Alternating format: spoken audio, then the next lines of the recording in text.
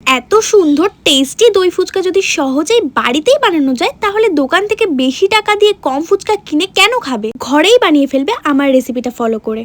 তো সবচেয়ে আগে আমরা ফুচকার জন্য আলু মাখাটা তৈরি করে নেব। তার জন্য সিদ্ধ আলুগুলোকে হাত দিয়ে চটকে মেখে নিয়ে তার মধ্যে দেব সিদ্ধ করা ছোলা মটর। বাড়িতে বানালে বেশ জুটজাত করে সবকিছু বেশি বেশি করে দিয়ে খাওয়া যায়। তারপর দিয়েছি ধনেপাতা কুচি, শসা কুচি, গন্ধরাজ লেবুর রস, কাঁচা লঙ্কা কুচি আর দিয়েছি বিট লবণ। এবার সবগুলোকে ভালো করে চটকিয়ে মেখে নিয়ে দিয়ে দিয়েছি ভাজা মশলা, মানে জিরে, ধনে, শুকনো লঙ্কা ড্রাই রোস্ট করে গুঁড়িয়ে নেওয়া। এবার একটু মেখে নিলেই আমাদের ফুচকার আলু মাখা কিন্তু একদম রেডি। চলো ঝটপট করে এবার ফুচকাগুলো ভেজে নিই। কড়াইতে তেল গরম হলে এই রেডিমেড ফুচকাগুলোকে ভেজে নেব। এই ফুচকাগুলোতে না খুব সুবিধা, আটা ময়দা মাখা বেলার ঝামেলাই নেই, কোনো টাইমও বেঁচে যায় আর খুব সুন্দরভাবে বড় বড় হয়ে ফুলেও ওঠে। তোমরাও এমন রেডিমেড ফুচকা কিনে এনে বাড়িতেই পছন্দ মতো বানিয়ে খেতে পারো। কথা বলতে বলতে ফুচকার ভাজা শেষ। এবার এক একটা করে সব ফুচকার ভেতর আলু মাখাগুলো ঢুকিয়ে নিচ্ছি। আচ্ছা বলো তো, তোমাদের এলাকায় এক প্লেট দই ফুচকা কত নেয়? আমাদের এখানে কিন্তু এক প্লেট দই ফুচকা 20 থেকে 30 টাকা প্লেট নেয়।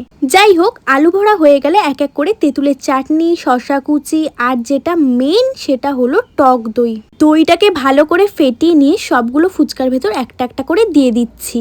আর দিয়েছি চাট মশলা। শেষে ওপর থেকে ঝুরি ভাজা আর ধনেপাতা দিলেই কিন্তু রেডি হয়ে যাবে আমাদের ঘরে বানানো দই ফুচকা। আচ্ছা চলো ছোট্ট করে একটা ভোট হয়ে যাক। যাদের জল ফুচকা প্রিয় তারা কমেন্টে একটা রেড হার্ট, আর যাদের দই ফুচকা প্রিয় তারা কমেন্টে একটা করে হোয়াইট হার্ট দিয়ে যেও। দেখি এই ভোটে কোন দল জিততে পারে।